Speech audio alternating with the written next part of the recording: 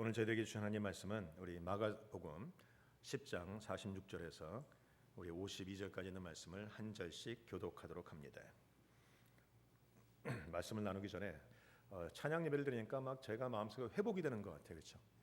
막 우리의 영이 하나님의 성령 안에서 충만하게 돼서 제가 모든 것에서 지금 일어나고 있고 회복되고 있는 것을 하나님이 저에게도 보여주시고 아마 여러분에게도 그럼 보여주시리라 생각합니다. 어려울수록 힘들수록 우리가 예배하고 찬양하는 것 반드시 멈추지 말아야 될 것입니다. 오늘 저에게 주신 하나님 말씀 같이 한 절씩 교독합니다.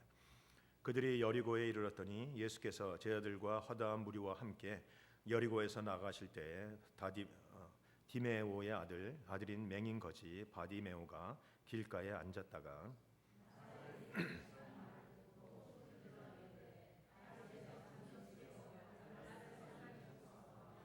많은 사람이 꾸짖어 잠잠하라 하되 그가 더욱 크게 소리질러 이르되 다윗의 자손이여 나를 불쌍히 여기소서 하는지라.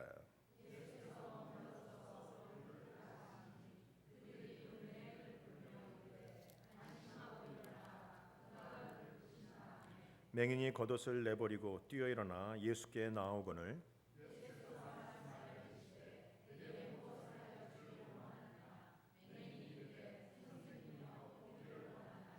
예수께서 이르시되 가라 내 믿음이 너를 구원하였느니라 하시니 그가 곧 보게 되어 예수를 길에서 따르니라.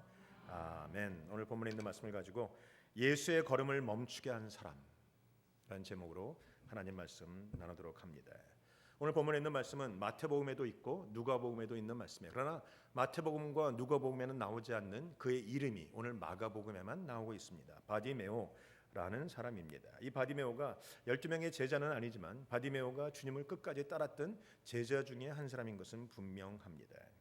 오늘 우리가 잘 알고 있는 이 성경의 이야기 앞에 쭉 보면 그 앞에는 또한 많은 이야기들이 나와 있어요. 물론 17절로부터 보면 재물이 많은 청년이 하나가 와서 주님 앞에 영생을 구하다가 돌아가고 있는 장면이 나옵니다. 부자 청년입니다.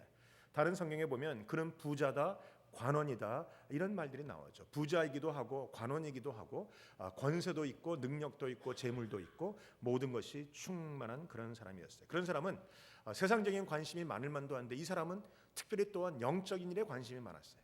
이 부자 청년은 그래서 주님 앞에 나와서 영생을 구했던 그런 사람이기도 합니다. 어려서부터 아마 그는 경건한 유대 가정에서 자랐고 끝까지 율법을 잘 지켰던 사람일 거예요. 그래서 주님이 물어보실 때 그가 뭐라고 얘기했냐면 나는 율법을 다 지켰다라는 말로 그가 표현하고 있는 것을 볼 수 있습니다.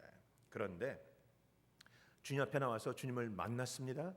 그리고 영생에 관한 관심을 보였습니다. 그러나 주님이 모든 것을 버리고 떠나라고 했고 나를 따르라고 했을 때 가진 것이 많은 거로 가졌기 때문에 놓고 싶지 않아서 그것을 끝까지 붙들고 싶어서 내가 가지고 있는 기득권을 내려놓고 싶지 않아서 아니 내가 이제까지 살아왔던 그 삶의 길을 돌이키기가 싫어서 바꾸기가 싫어서 그 모든 것을 포기하고 돌아가고 있는 것으로 그의 이야기는 끝이 납니다. 오늘 그 사람은 우리가 읽었던 본문의 맹인과 비교하면 너무나 많은 것을 가지고 있는 사람이었어요. 그러나 오늘 본문에 나오는 맹인은 그와 비교했을 때 아무것도 없는 그런 거지이기도 합니다. 그런데 오늘 이 거지는 그 부자 관원 청년과는 달리 주님을 만나고 주님을 따라갔던 그런 사람이기도 합니다. 오늘 본문에 나오는 바디메오는 고침받은 후에 뭔가 그는 새로운 인생을 살게 됩니다. 이 두 사람이 굉장히 동일한 공통 부분들이 있죠. 주님께 나왔다, 주님께 뭔가 구했다, 그리고 주님의 음성을 들었다. 그러나 한 사람은 떠나갔고 한 사람은 주님을 따랐다라는 것입니다. 부자 청년은 예수님을 안 따랐기에 가지고 있는 것을 다 잃어버리지는 않았습니다. 그러나 그는 정작 중요한 예수님을 잃게 되는 것입니다. 아니 더 나아가서 새로운 인생, 새로운 축복을 맞이할 수 없었다는 것입니다. 여러분 가만 보면 예수를 만나도 여전히 새로운 인생을 못 사는 사람들이 있어요. 우리 중에도 있습니다. 아니 여러분을 말하는 것이 아니라 그냥 보편적인 기독교인들이 그래. 우리가 예수님을 만납니다. 예수님을 경험합니다. 구원을 받았습니다. 그럼에도 불구하고 옛 길에서 떠나지 않습니다. 옛 삶에서 떠나지 않습니다. 내가 가지고 있는 그 고정관념, 기득권을 내려놓지 않고 여전히 옛 삶을 살아갑니다. 주님을 떠나가는 것이죠. 그들의 인생이 새로운 인생이 되지 못한다는 것입니다. 여러분 오늘 우리가 본문을 읽으면서 여러분이 오늘 결단했으면 좋겠어요. 내가 예수님을 만난 후에 예수님의 음성을 들은 후에 다시 예전의 인생으로 돌아가지 말고 이제는 새로운 인생을 살아가겠다. 내가 이제는 새로운 인생. 우리가 부르는 찬양 중에 우리에게 새날 주시옵소서. 새날이 뭡니까? 새로운 인생이라는 말이죠. 새날을 달라고 목이 터지라고 외치지만 주님 만난 다음에 여러 가지 이유로, 가진 것이 많다는 이유로, 내가 과거를 놓고 싶지 않다는 이유로, 이제까지 살아왔던 그 방법을 놓고 싶지 않다는 이유로, 내가 감정 때문에, 내가 생각 때문에, 내가 알고 있는 교리 때문에, 율법 때문에 좌우지간 여러 가지 많은 이유를 대면서 여전히 새로운 날, 새로운 인생을 살아가지 않습니다. 그러나 정말 중요한 것은 새로운 인생, 새로운 날을 살아가는 것이 중요하다는 것입니다. 오늘 본문에 보면 예수님이 여리고성을 지나갑니다. 많은 사람들이 그를 따랐다라고 성경은 얘기합니다. 허다한 무리가 46절에 보면 예수께서 제자들과 허다한 무리와 함께 여리고에서 나아가실 때 허다한 무리가 숫자를 셀 수 없는 많은 무리들이 몰려듭니다. 그 당시에 아마 여리고에 수없이 많은 사람들이 따라왔을 겁니다. 예수님 때문에 많은 사람들이 막 웅성웅성거리고 많은 사람들이 따라오죠. 아마 사람이 많다는 것은, 많은 사람들이 길에 다니고 많은 사람들이 모여 있다는 것은 이 거지인 바디메오에게 있어서는 아마 대박의 사건일 거예요. 오늘 사람이 많으니까 오늘 한번 대박을 치르겠구나. 오늘 내가 벌어들이는 이 돈을 가지고 내가 한 달은 좋게 먹고도 남겠구나. 아마 그런 생각을 가지지 않았는지도 모르겠어요. 그런 이 사람들이 막 대박을 칠 것 같은 상황 속에서 그는 물어봅니다. 지금 도대체 무슨 일입니까? 왜 이렇게 사람이 많습니까? 왜? 눈이 안 보이니까 물어보자. 그랬더니 사람들이 얘기합니다. 예수가 오셨다. 아마 그는 어렴풋이 예수에 대한 소문을 들었을 것입니다. 그리고 그분이 오셨다는 얘기를 듣자마자 바로 지금 이때구나. 내 인생의 가장 중요한 시기구나. 내 인생에 놓칠 수 없는 때구나 라는 생각이 들었을 거예요. 돈도 필요 없고 아무것도 필요 없고 그는 드디어 예수님을 만나고자 소리를 지릅니다. 아마 눈을 뜬 사람이었다면 일어나서 뛰어갔겠죠. 그러나 눈을 감은 사람이었기 때문에, 보지 못하는 사람이기 때문에 그가 할 수 있는 일은 다윗의 자손 예수여 나를 불쌍히 여기소서 소리를 지르는 일밖에는 할 수 없었다는 것입니다. 많은 사람들이 예수를 따르는데, 그래서 예수님의 음성도 듣기가 힘든데 거지가 옆에서 소리 지르니까 사람들은 귀찮게 여기기 시작했어요. 그러니까 뒤돌아서 소리칩니다. 조용해라, 좀 조용해라. 왜 이렇게 시끄럽게 떠드느냐. 여러분, 한 사람이 야단을 쳐도 주눅이 드는 세상에서 한 사람이 아니라 수없이 많은 사람이 거듭거듭 그를 소리 지르지 말라고 꾸짖었다는 사실을 성경이 기록하고 있습니다. 그 정도면 주눅들만 합니다. 그 정도면 기분이 상할 만도 하죠. 지네들은 눈이 떴는데 난 눈이 감았는데 내가 좀 소리 지른다고 왜 난리들이야. 화가 날 만도 한데 그는 그런 것 아랑곳하지 않고 오직 예수만 부르고 있었다는 것입니다. 다윗의 자손 예수여 나를 불쌍히 여기소서. 많은 얘기를 한 것도 아니에요. 단지 똑같은 문장을 반복적으로 외쳤던 것이. 우리가 잘 알고 있는 동방교회에서 많이 하고 있는, 우리는 주기도문을 외우지만 동방교회, 우리는 서방교회의 일종이고 동방교회에서는 예수님의 기도, Jesus Prayer라는 것을 하죠. 예수님의 기도가 바로 이런 대목들이에요. 하나님의 아들 예수 그리스도시여 나를 불쌍히 여기소서 이렇게 얘기합니다. 그들은 많은 문장을 외우지 않고 그 문장 하나를 가지고 계속해서 반복적으로 주님, 다 하나님의 아들 예수님, 나의 구세주신 예수님, 나를 불쌍히 여달라고 하는 기도만 계속하는 게 동방교회의 기도지만 하나님 앞에 불쌍히 여달라는 기도. 저도 한번 해봤어요. 제가 풀러에서 공부하면서 그걸 한번 해봤거든요. 해보니까 제일 처음에는 이게 무슨 주문 같기도 하고 그런데 계속 30분, 40분, 50분, 1시간 주님 나를 불쌍히 여달라고 기도하니까 어느 순간에 내 마음속에 성령 하나님이 움직이시더라고요. 성령 하나님이 나의 모든 것들을 치유하시고 나에게 응답하시고 말씀하시고, 그 기도를 제가 3시간을 했는데 3시간이 끝나면서 하나님의 영이 가득 임하더라고요. 더 이상은 힘듦이 없어지고, 더 이상은 괴로움도 없어지고, 더 이상은 아픔도 없어지고, 더 이상은 이 통증도 없어지고, 주님 안에서 내가 치유가 되고 내 영과 육이 회복되는 것을 제가 경험한 적이 있어요. 그래서 그것이 잘못된 기도가 아니에요. 하나님 앞에 주님 나를 불쌍히 여기달라고 하는 그 기도, 동방교회에서 지금도 Jesus Prayer, 여러분이 모르시면 그냥 인터넷에서 Jesus Prayer 치면 나오는 것들이에요. 그들이 그렇게 오늘도 기도하고 있다라는 것이. 오늘 바디메오가 외쳤던 것이 그런 말이에요. 다윗의 자손 예수여 나를 불쌍히 여기소서. 다윗의 자손이란 그 당시에 그 단어를 쓸 수 있는 사람은 딱 한 사람이에요. 구세주, 메시아, 그리스도란 말이에요. 즉 그는 예수님을 본 적은 없으나 예수님이 그리스도라, 메시아라, 구속자라, 나를 구원하시는 하나님이라 그가 알고 믿었다는 거예요. 그래서 외칩니다. 다윗의 자손 예수여, 그리스도시여, 메시아시여, 나를 불쌍히 여겨 주시옵소서. 많은 사람들은 주님을 따라가면서 다윗의 자손이라고 부른 적이 없어요. 이 많은 사람들이 있지만 그들은 선생님 부릅니다. 랍비여라고 부릅니다. 그러나 오늘 바디메오는 다윗의 자손 예수님, 그리스도이신 그분, 주님이신 그분, 내 인생의 주인 되시고 이 세상을 다스리시는 바로 그분을 부르고 있었다라는 것이에요. 그 사람은 비록 눈은 가려서 앞은 보지 못했지만 그의 영혼이 이 영 안이 열려서 주님을 알아볼 수 있었다라는 것입니다. 그렇게 보면 육의 눈이 가렸어도 영 안이 열린 사람들이 있어요. 또 반대로 보면 육의 눈은 뜨고 있는데 영의 눈은 가려져 있는 사람들이 있어요. 여러분은 어느 부류입니까? 영 안이 열려 있으십니까? 아니면 영 안이 아직도 닫혀 계십니까?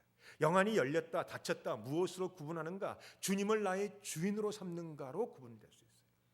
주님은 주님이십니다. 그분은 하나님이십니다. 그분은 우리가 소위 말하는 주인 되시는 분이에요.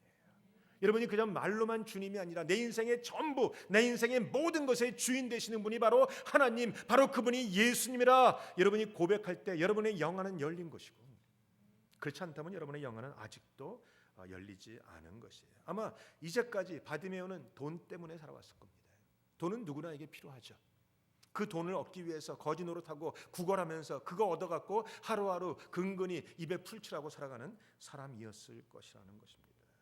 아마 바디메오는 이제까지는 그것을 원하고 살아왔지만 주님을 만나는 이 시점에 그는 모든 인생을 바꾸고 이제부터는 돈이 아니라 주님이다라는 생각으로 주님을 부르고 있다라는 것입니다. 내 인생에 그 어떤 것도, 내 인생에 가지고 있는 그 많은 것도, 내 인생에 갖고 있는 그 모든 소원도, 모든 소망도 다 주님 앞에서는 아무것도 아니다라는 생각을 그가 가졌겠죠. 그러니까 그가 외칩니다. 다윗의 자손 예수여 나를 불쌍히 여겨 주시옵소서.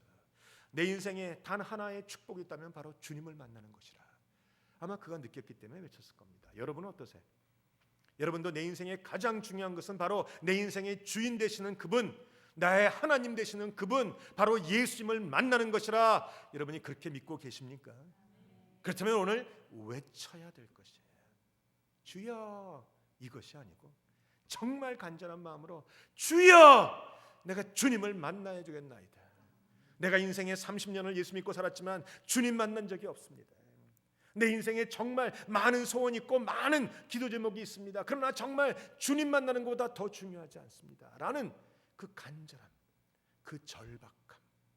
오늘 예수님의 발걸음을 멈추게 했던 이 바디메오의 기도는, 아니 그의 부르짖음은 절박한 부르짖음이었어요. 간절한 부르짖음이었다는 것입니다. 세상에는 불쌍한 사람 많아요. 세상에는 소원을 가지고 있는 사람 많이 있습니다. 그러나 정작 간절함과 이 절박함을 가지고 주님을 찾아 나오는 사람은 많지 않습니다. 예배드리는 사람 많아요. 그러나 정말 절박함으로 하나님 앞에 예배하고 찬양하고 기도하고 말씀을 듣는 사람 많지 않습니다. 여러분에게는 그 절박함이 있으십니까? 오늘 목사님이 하도 오라 하니까 그 능도장 한번 찍어보려고 오신 것은 아니십니까? 사람들이 말하는 게 그냥 좋다고 말하니까 그저 한번 얼마나 좋은지 가서 보지라는 생각으로 오셨다면 오늘 여러분은 이 예배에 아무런 은혜 받지 못할 것이에요. 세상이 어두워져가고 마지막으로 갈수록 우리는 언제 끝날지를 아무도 모릅니다.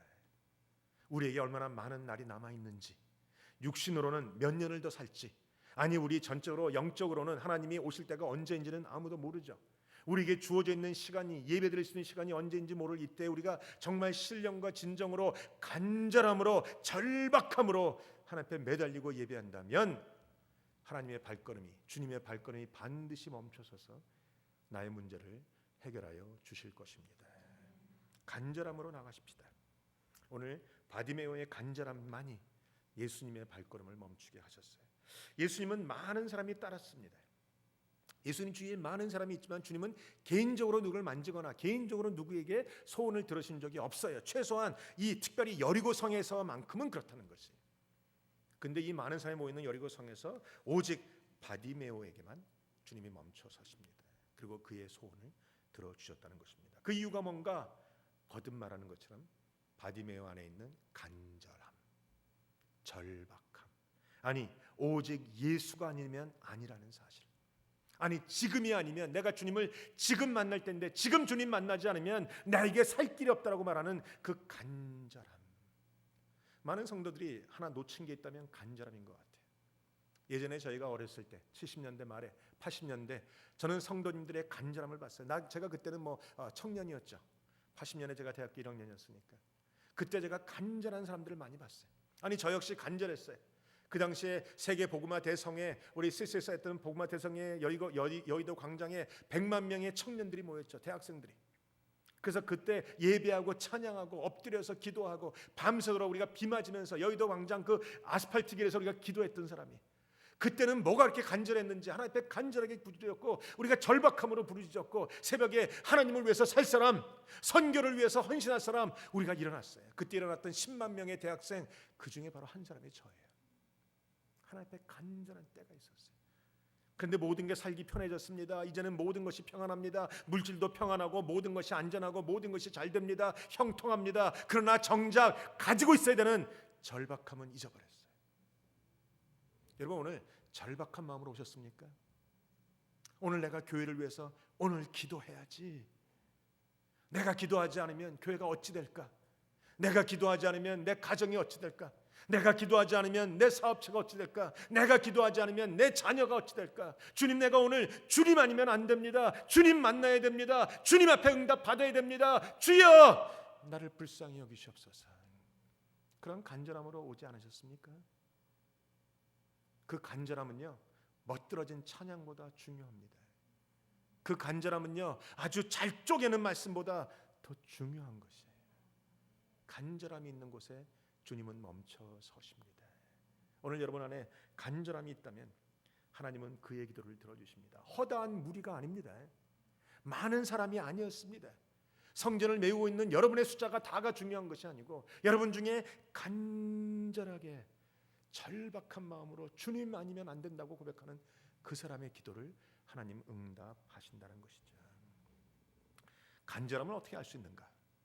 오늘 거지 바디메오는 정말 아무것도 가진 사람이 가진 것이 없었어요. 그래서 뭐라고 부르죠?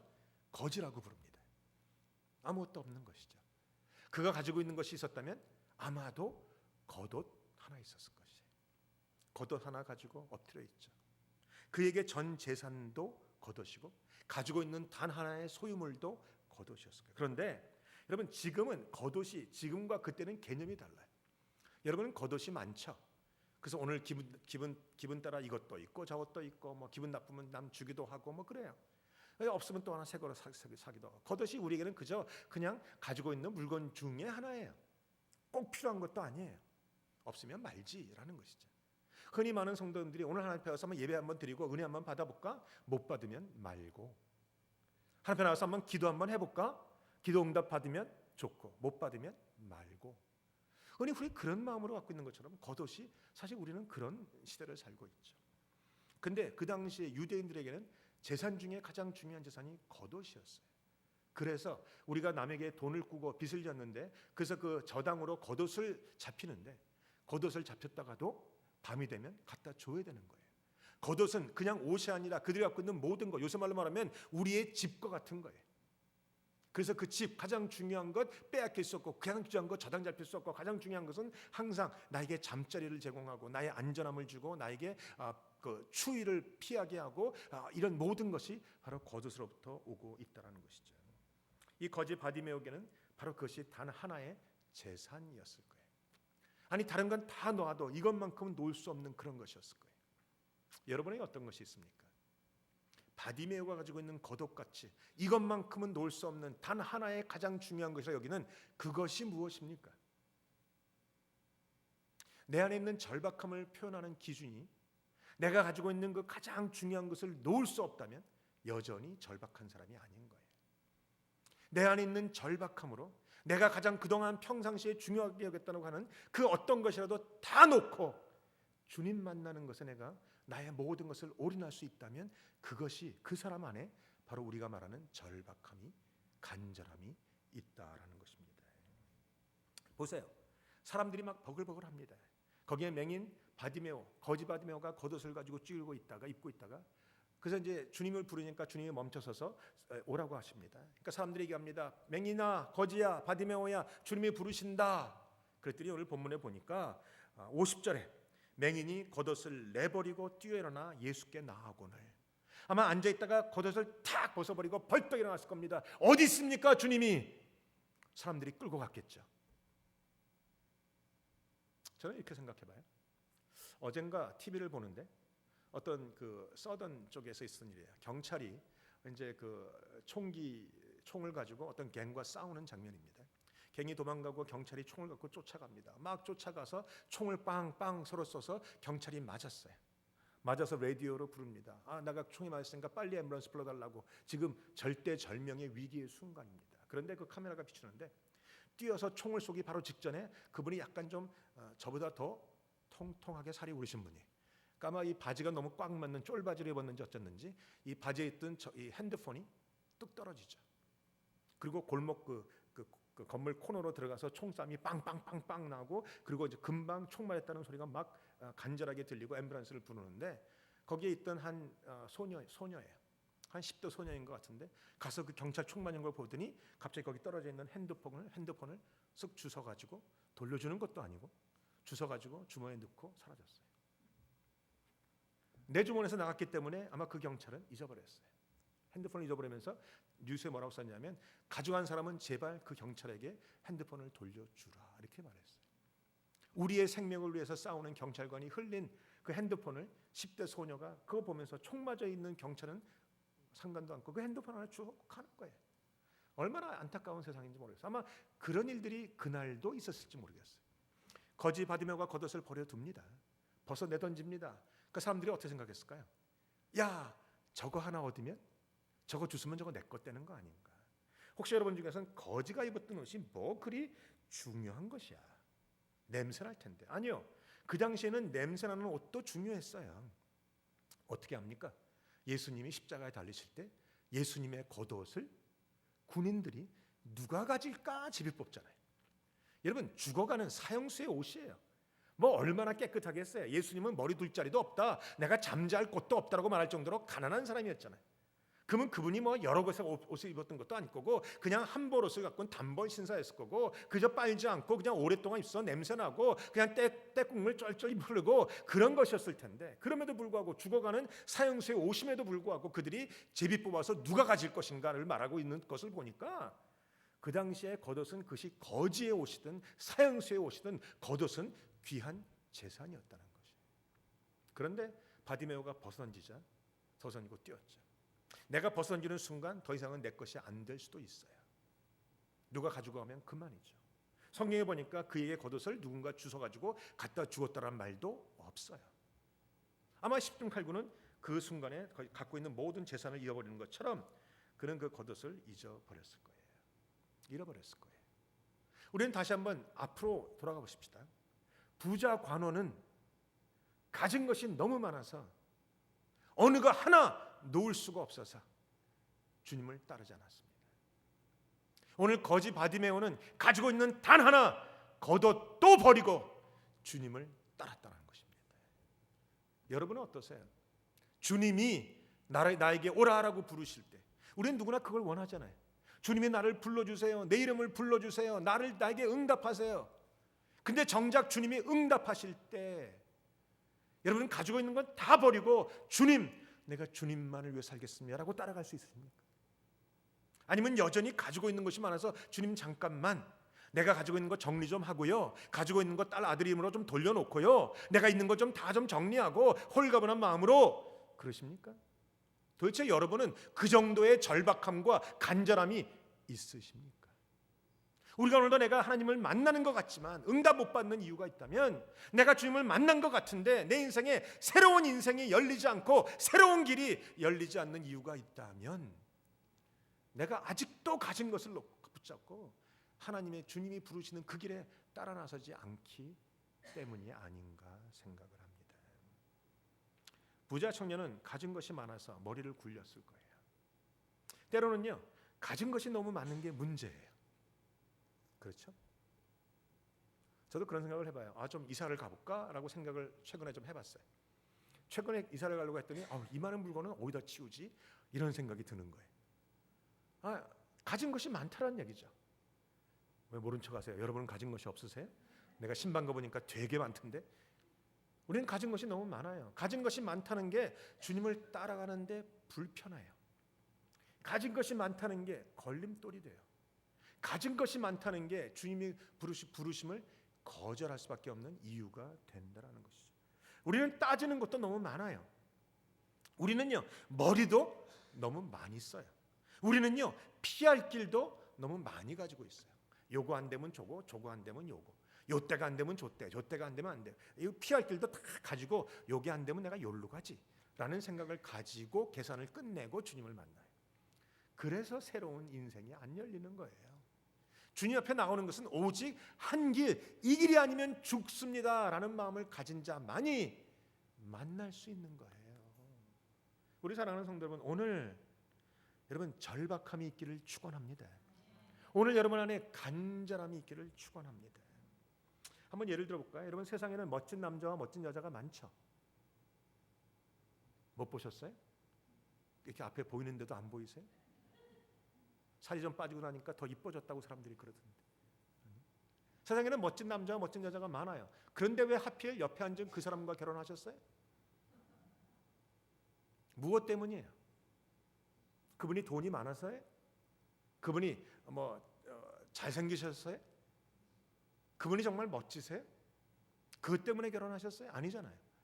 그 사람보다 잘생긴 사람 많고, 그 사람보다 이쁜 사람 많고, 그 사람보다 돈 많고 능력 많은 사람이 많지만, 그럼에도 불구하고 내가 그 사람 아니면 안 되겠다라고 말하는 간절함, 그 사람 아니면 안 되겠다고 말하는 절박함, 그것 때문에 결혼하셨잖아요. 다 중매세요? 이 얼굴을 보니까 정 아닌 것 같아. 아니야, 난 등 떠밀려서 결혼했어. 이런 마음인 것 같아. 최소한 저와 제 아내는 그랬어요. 절박함 때 이 사람 아니면 안 되겠다고 말하는. 우리 부모님이, 우리 어머니 아버님이 약간 살짝 반대하셨어요. 그래서 저는 좀 잊어버렸어요. 그때 우리 동생이 한번 그러더라고요. 옛날 얘기를 하더니 갑자기 그때 나는 형이 엄마 아빠 앞에서 소리 지르가면서 울고불고 떼쓰는 거 자기는 처음 봤다는 거예요. 지금 들으니까 굉장히 자존심이 좀 상하는 얘기예요, 그렇죠? 아내가 나한테 매달렸어야 되는데 내가 매달렸어. 내가 동생 때렸잖아. 난 그런 적이 없어. 그때 동생이 에이, 난 형 그러는 거 처음 봤어. 왜 그랬을까요? 간절함 때문이죠. 내가 이 사람 아니면 안 되겠다고 생각하는 간절함 때문에. 그러고 나니까 엄마 아빠도 안 보이는 거예요. 그냥 나는 옛날 평생 마마보이로 살았지만 그 순간만큼은 난 이 여자 아니면 안 됩니다는 것 때문에 엄마 아빠에게 항의도 하고 항변도 하고 소리도 지르고 눈물도 흘리고 별거 다 했죠. 지금 지나 보니까 굉장히 쪽팔린 일이지만 그랬어요. 간절함 때문이에요. 여러분의 인생에 간절함이 있다면 주님을 붙잡을 수 있어요. 간절함이 있다면 그 기도 응답 받아요. 간절함이, 주님 아니면 안 됩니다라고 말하는 간절함이 있을 때 주님이 함께 하세요. 저는 목사이기 때문에 이 간절함을 많이 봐요. 어떤 분은 저를 만나고자 하세요. 어떤 분은 그래서 다른 주에서 오기도 해요. 지나가다가 들리기도 해요. 기도 한번 하겠다고 같이 3-4시간을 운전하고 오시는 분들도 계세요. 간절하신 분이죠. 간절함이 있죠. 절박함이 있죠. 그런 분을 만나고 싶어져요. 그런데 어떤 사람은 만나든지 말든지, 내가 거꾸로 우리 한번 신방해야죠, 안 하시는 분이 계세요. 한번 만나야죠, 시간이 되면, 때가 되면. 절박함이 없어요. 그러면 나도 만나고 싶지 않아요. 사람은요, 간절하게 원하는 사람에게 가까이 가게끔 되어 있어요. 오늘 예수님도 마찬가지. 그 많은 허다한 무리가 있지만 그 중에 간절히 바라는 사람 한 사람, 그 사람 때문에 주님은 가등 발걸음을 멈추셨어요. 그리고 뒤돌아보시고 그분에게 응답하셨다라는 것이죠. 오늘 부자 청년과 이 바디메오의 이야기에는 많은 이야기들이 포함이 되어 있어요. 그 사이에 있죠. 그 사이에 보면 2명의 제자가 주님 앞에 와서 외치는 장면도 나와요. 주님의 나라 임할 때에 나를 한 명은 오른쪽에 한 명은 왼쪽에 우리를 앉혀 주달라고 하는, 즉 세상에 나의 명예와 권세와 세상의 욕심을 그대로 드러내고 있는 제자의 모습도 나와요. 그들은 주님을 따라가는 사람들이었어요. 몇 년 동안 주님을 따랐어요. 그럼에도 불구하고 여전히 세상적인 것 놓지 않았어요. 세상적인 욕심 놓지 않았어요. 세상적인 방법 놓지 않았어요. 세상적인 태도 놓지 않았어요. 가보면 교회도 그런 사람들이 있어요. 문제만 생기면 세상적인 게 탁 돌아가는 사람들이 있어요. 물론 하나님이 주신 재능이기도 하지만 하나님 앞에 나올 때는 세상적인 건 내려놓으셔야 돼요. 세상적인 거 가지고 주님 만날 수 없어요. 주님 만나는 방법은 오직 절박함, 간절함, 주님 아니면 안 되겠다고 말하는, 다른 건 다 몰라요. 이거 내가 주님 붙잡아도 문제가 해결될지 안 될지도 몰라요. 그러나 주님밖에 없어요 라고 말할 수 있는 그 간절함이 있는 사람만이 주님 만나게 된다는 것이죠. 바디메오는 오직 주님 이것이었어요. 그는 영적인 눈이 열렸어요. 주님을 알아보았고 주님을 만나서 육적인 눈이 열렸을 때 여전히 영적인 주님을 붙잡았어요. 가만 보시면 주님이 그렇게 말씀하시죠. 52절 예수께서 이르시되 가라 내 믿음이 너를 구원하였느니라. 그러나 그가 곧 보게 되어 예수를 길에서 따르니라. 부자 청년에게는 나를 따르라. 근데 부자 청년은 가진 것이 많은 거로 떠나갔어요. 오늘 거지 바디메오에게는 가라 말했는데 이 사람은 영안이 열려서 주님 아니면 안 됩니다 라는 마음을 가지고 주님을 따라오기 시작했어요. 이게 바디메오가 다른 점이에요. 가라 그러나 따랐다는 것이죠. 여러분 문둥병자 10명도 주님 앞에 병을 고침받았지만 결국은 다 가고 한 명만 와서 감사했죠. 그래서 주님 뭐라고 하십니까? 나머지 9명은 어디 있느냐라고 말씀하신 적이 있죠. 우리는 주님을 따라갑니다. 주님 앞에 가까이 옵니다. 그러나 많은 사람들이 주님 앞에 무엇인가 얻고자 해서 와요. 병 낫기를 원하고 돈 벌기를 원하고 내 마음의 소원을 이루기를 원하고 모든 것이 형통하기를 원하고 사업이 잘 되기를 원하고 뭐 이것이 잘 되기를 원하고 자녀가 잘 되기를 원해서 주님 앞에 나옵니다. 그러나 문제를 해결하고 나서는 주님은 더 이상은 필요치 않다라고 떠나가는 사람들도 많이 있어요. 문제를 풀었으니까. 우리는 어렸을 때 많이 듣고 많이 보고 우리 크리스마스 때마다 원하는 것이 있었어요. 그게 뭐죠? 산타크로스를 만나는 것. 산타크로스를 왜 만나요? 선물 때문에 만나요. 선물 받고 나면 산타크로스는 상관없어져요. 그 누구도 그 늙은이를 원하지 않아요. 선물 받고 나면 끝이에요. 선물 때문에 그 산타크로스를 찾았던 것이지 선물이 아니라면 찾을 이유가 없죠. 많은 사람들이 예수를 그렇게 찾아요. 예수님 나의 병 낫게 해주세요. 그것 때문에 찾아요. 나의 문제 풀어주세요. 그것 때문에 찾아요. 나를 형통케 해주세요. 그것 때문에 찾아요. 물론 바디메오의 시작은 그랬는지 몰라요. 그러나 그는 주님을 만나고 눈이 뜬 후에 됐다고 예수님을 버린 것이 아니고 주님을 따라가기 시작했어요. 여러분이 정말 원하는 건 뭐예요? 단지 문제를 푸는 걸 원하세요? 아니면 주님을 만나기를 원하세요? 주님 그분을 원하시냔 말이에요. 주님 그분과 관계를 갖기 원하시냔 말이에요. 주님 바로 그분과 내가 함께 동행하기를 원하시냐는 말입니다. 요새요 성도들의 신앙도 산타크로스 신앙이 많아요. 그저 나의 소원만 풀면 그만이다라는 것이죠. 여러분 능력을 원하십니까? 아니면 그분을 원하십니까? 문제의 해답을 원하십니까? 아니면 그분을 원하십니까? 진짜 신앙은 뭐고 진짜 믿음은 뭐예요? 그분만 있으면 된다고 말하는 것이 진짜 신앙이에요. 오늘 주님은 그것을 칭찬하셨고 결국 바디메오는 그 칭찬받은 신앙을 가지고 주님을 또한 따르게 되었다는 것이죠. 오늘 이 주님이 보셨던 이 신앙 안에는 그 갖고 있는 간절함이란 그걸 아니면 안 된다는 것이에요.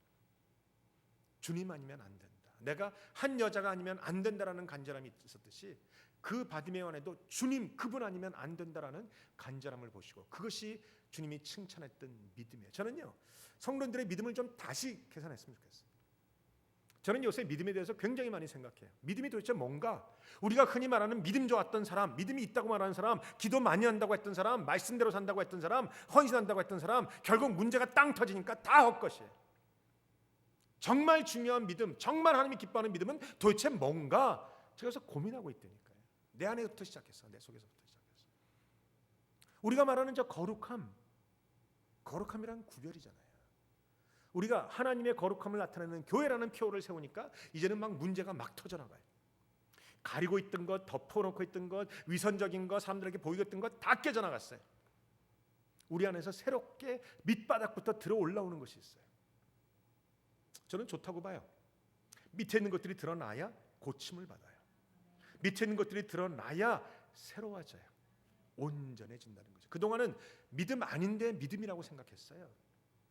예전에는 정말 믿음이 아닌 것이었는데 믿음이 좋다라고 생각을 했었어요. 그러니까 다 깨져갖고 속에 있는 것 싹이 드러나니까 이제부터는 정말 믿음을 가질 수 있게 되는 것이죠. 오늘 생각해 보세요. 허다한 무리가 주님을 따랐지만 허다한 무리 중에 그 누구도 주님과 함께 길을 따라가진 않았어요. 주님의 길을 따라가지 않았다는 거예요. 부자 관원은 주님의 길을 따라가고자 왔지만 그는 가진 것이 많은 거로 슬퍼하며 주님의 길에서 벗어났어요. 많은 사람이 따랐지만 한 사람도 주님의 길을 따라가는 사람은 없어요. 오직 바디메오만 그랬어요. 오늘 주님이 걸어가는 길가에 바디메오가 앉아 있었어요. 거지예요. 사실 가만 보면 주님과 상관없는 사람이고 아니 별 볼 일 없는 사람이에요. 그는 길가에 앉아 있는 마지널 피플, 그런 사람이죠. 길가 사람이에요. 그런데 그 길가 사람이 주님을 외치고 주님 앞에 와서 눈을 뜨고 그리고 주님과 함께 메인스트림에서 주님께 가는 그 길을 따라서 걷고 있어요. 여기 부자 관원도 아니고 사실은 뭐 제자들도 아니에요. 제자들도 다 주님을 버리고 가죠. 그런데 이 사람은 주님의 길을 따라가는 사람이 되었다라는 것이죠. 여러분, 예수님의 길에 동참하는 사람이 많지 않아요. 특별히 마지막 때는 그래요. 이제부터는 마지막 때 여러분 제가 뭐 거듭거듭 여러분 귀가 아프게 정말 귀가 따갑게 정말 지겹게 여러분에게 얘기하고 있지만 지금은 마지막 때예요. 언제 모든 것이 확 바뀔지 아무도 몰라요. 아무도 몰라요. 제가 보기엔 지금부터 3년, 4년, 5년, 10년이 아마 가장 중요한 때일 거예요. 빠르게는 5년이고 길게는 10년 사이에 새로운 변화가 막 일어날 거예요. 막 일어날 거예요. 그러니까 여러분 어떨까 생각하셔야 돼요. 내가 가지고 있는 것이 점점 가치가 없어질지도 몰라요. 요새 중국 돈이 막 가치가 떨어지죠. 3일 내내 지금 환율을 바꿨어요. 여러분 별반 신경 안 쓰시죠? 왜? 중국 돈이 없으니까. 나는 신경 쓰여요. 왜? 중국 돈이 있으니까. 지난번 상하이에 갔는데 갔더니 거기서 비행값이라고 중국 돈을 주시잖아요. 그걸 바꿀까 하다가 중국 또 올 기회가 있을지 몰라 하고 안 바꿨지요. 근데 돈이 떨어지고 있어요.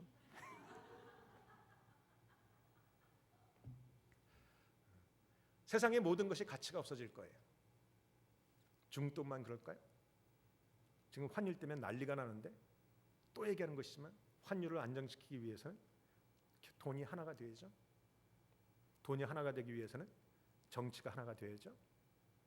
정치가 하나 되면서 가장 잘 나가기 위해서는 종교가 하나가 돼야지 정치가 안정이 되죠. 이건 정해진 수순이에요. 그럼 정치가 하나 되고 통제가 하고 뭐 이런 것이 하려면 결국은 뭔가 조정할 것이 필요하죠. 그것이 흔히 말하는 마지막 때에 우리가 뭐 그 사단에게 따르는 자들이 임 받는 뭐 그런 것일 거예요.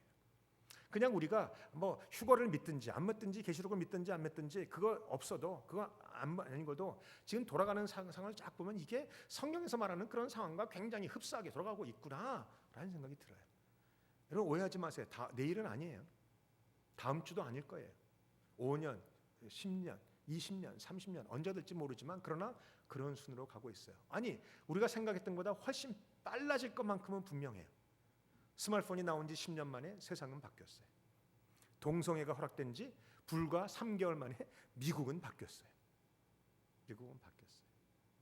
참 그죠. 페이스북 같은 데 보면 그런 얘기들을 해요. 사람들이 어디서 찾아냈는지 물론 다 믿을 것은 못 되지만 뭐 아시는 얘기들이에요.